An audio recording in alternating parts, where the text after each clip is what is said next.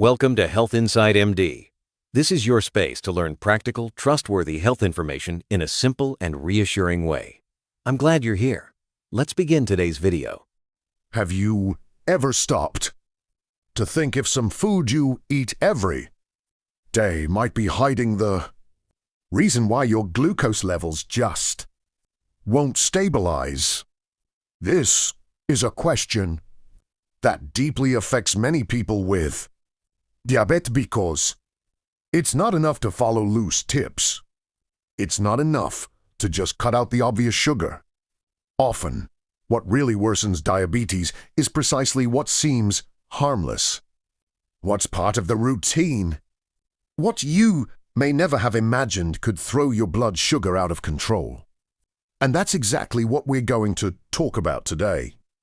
But first, have you ever experienced this? Have you ever felt like you're taking care of your diet, doing everything right, and yet the numbers keep rising?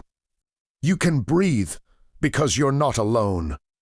Many people experience this same frustration without understanding why, and that's where the power of the right information comes in. When we understand how certain foods affect the body, especially in those living with diabetes, everything starts to make sense. What you're about to discover may surprise you, mainly because some of the worst foods for diabetes don't taste like dessert, don't look sweet, and are often even a common item in American kitchens. And it's precisely this normality that makes everything even more dangerous. Throughout this introduction, I want you to reflect on the impact of each food choice on your daily life. Blood glucose control isn't just about cutting sugar from coffee or avoiding desserts. It's about understanding how certain foods, especially those high in simple carbohydrates, refined flours, inflammatory oils, and sweetened beverages, can cause real glucose spikes without you realizing it. Perhaps you've already heard about glycemic index, glycemic load, insulin resistance. But when these theories enter real life, on the real plate, everything changes.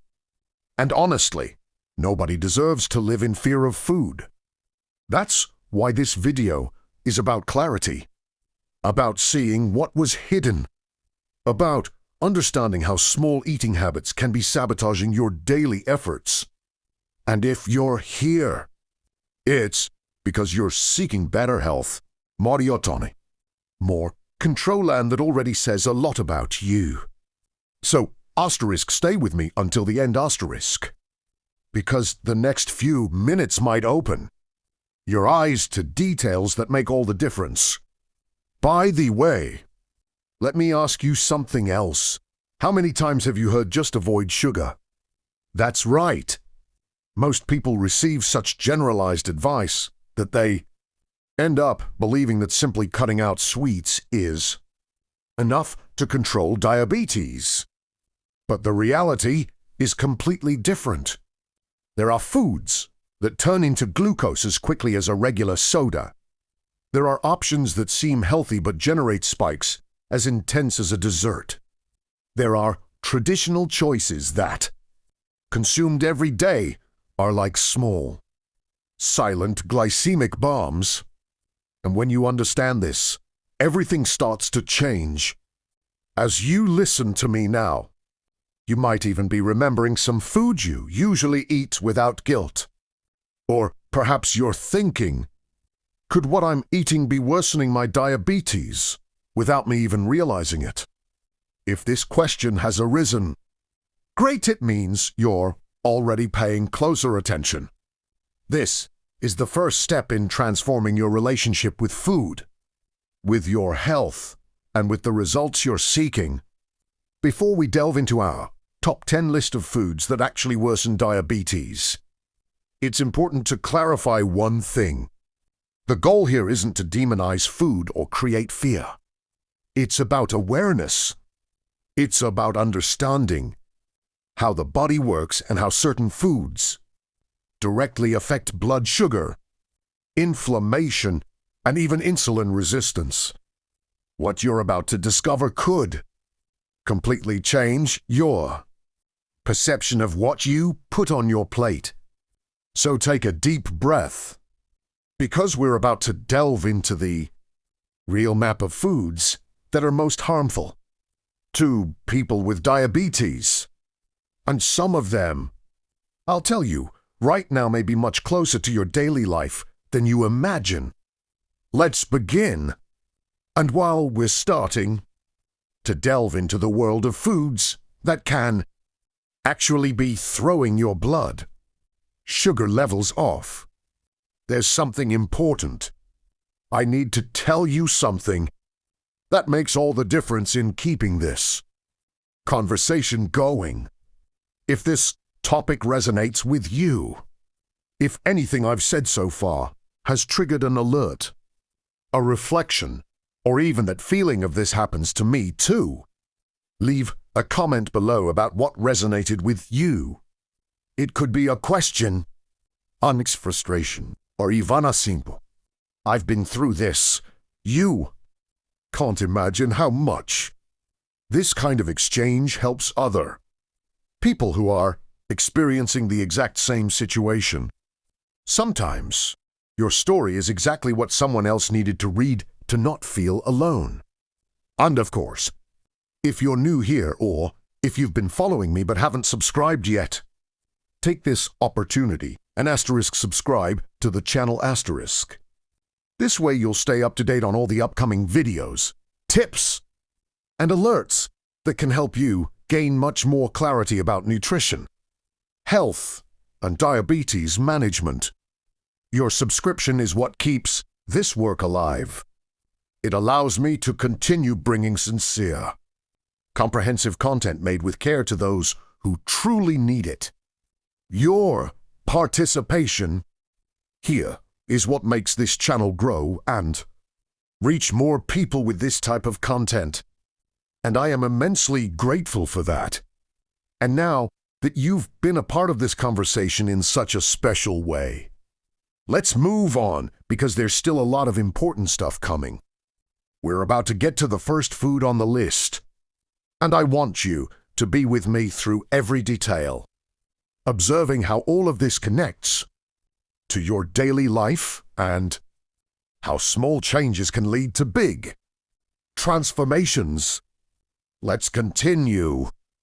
Before delving into the list of foods that most complicate diabetes control, it's important to have a clear perspective, almost like opening the doors to what really happens inside the body when certain dietary choices are made.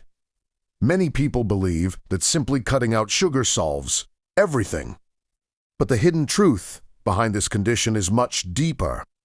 Diabetes doesn't just respond to the sweetness of what you eat, but also to the speed at which certain carbohydrates are converted into glucose, the impact they have on your insulin resistance, your internal inflammation, and even your energy throughout the day.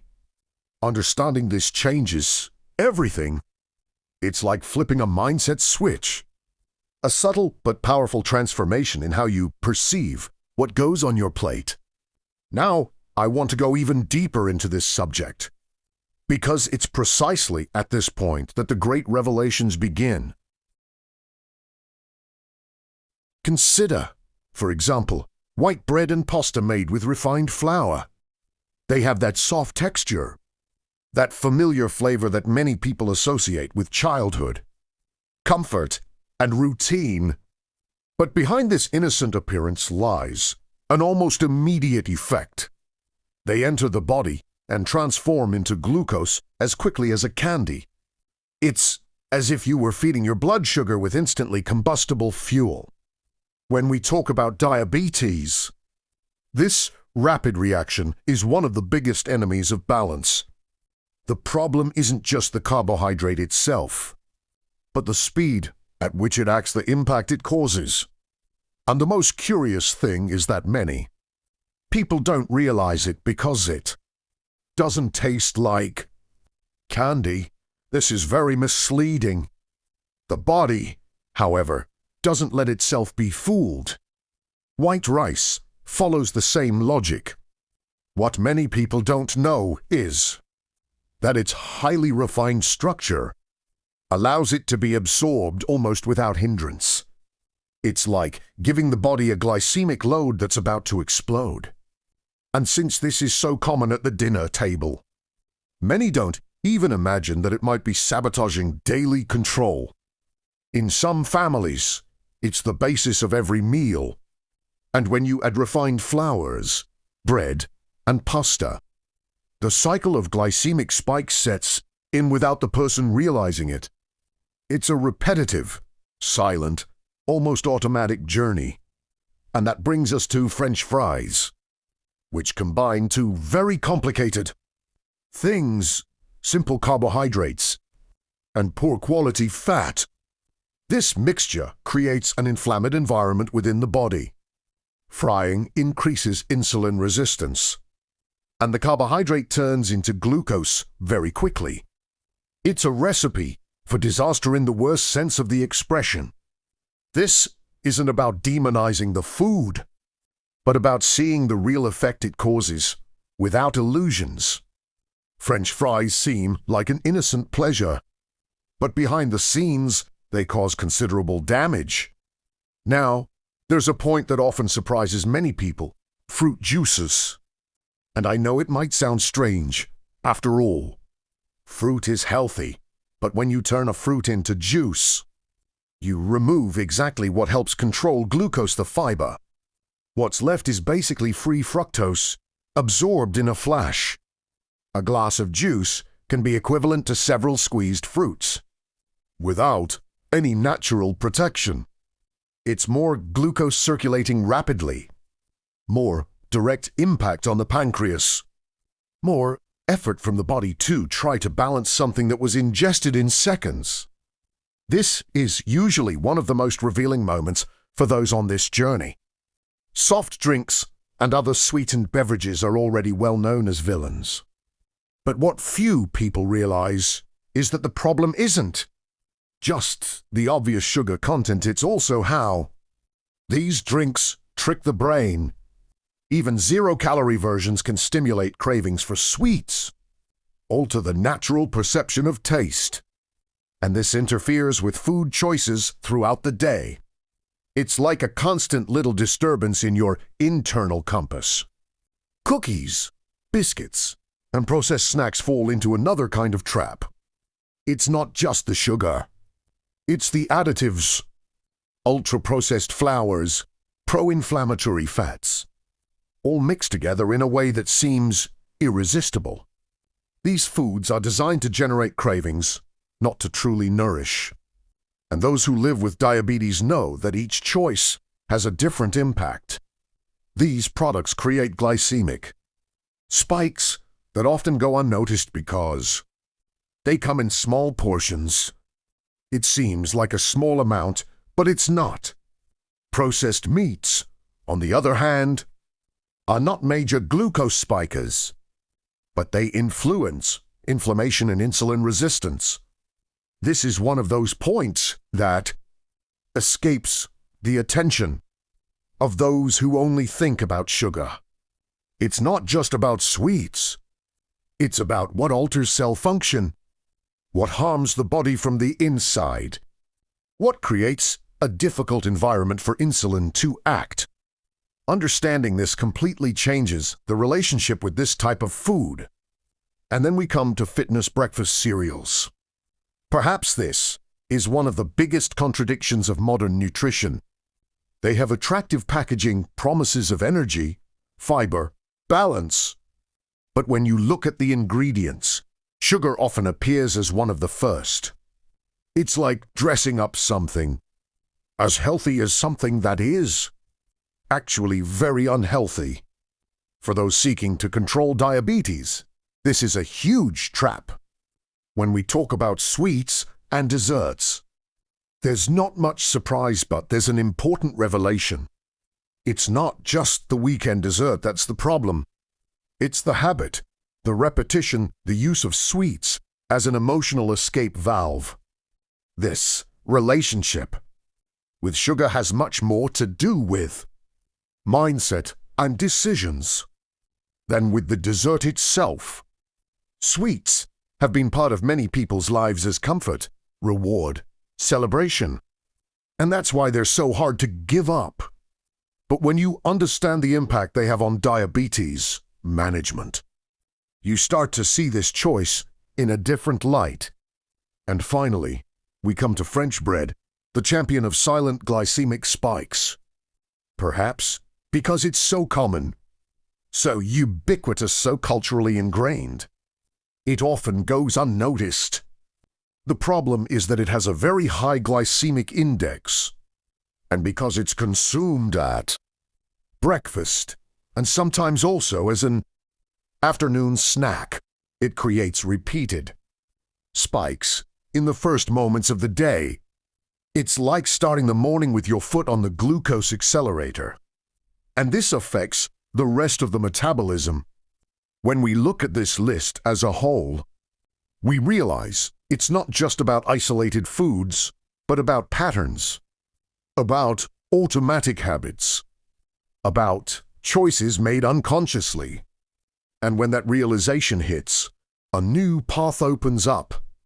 It's not about guilt, but about awareness, about power, about taking real control of your own health without illusions, without shortcuts, without fear. And now that you have this broader, deeper perspective, there's something important for us to continue exploring together. Comment below, I'm on this journey too. And if you've made it this far, you've already realized how much every detail makes a difference when we talk about diabetes and food choices. This type of information isn't just curiosity, it's something that can transform your routine, your energy, your relationship with food, and even how you approach small daily decisions. So, if this content brought you any insight, reflection, or even a surprise, how about marking this moment? Comment below, this message was for me, so I know you're truly following this journey with me. And since we're building this connection here, if you feel this type of information makes sense, and you want to continue receiving tips, explanations, and insights about health, diabetes, and mindful eating, go ahead and subscribe to the channel. That way you won't miss anything that's coming, and you can follow every step of this transformative journey. The same goes for a like, a simple gesture that shows we're in this conversation together, and that this content is valuable to you, helping to keep this space active and full of useful information. If this content resonated with you, feel free to explore more reflections like this here on the channel.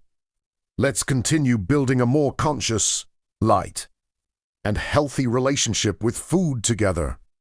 Thank you for being here, and until the next video,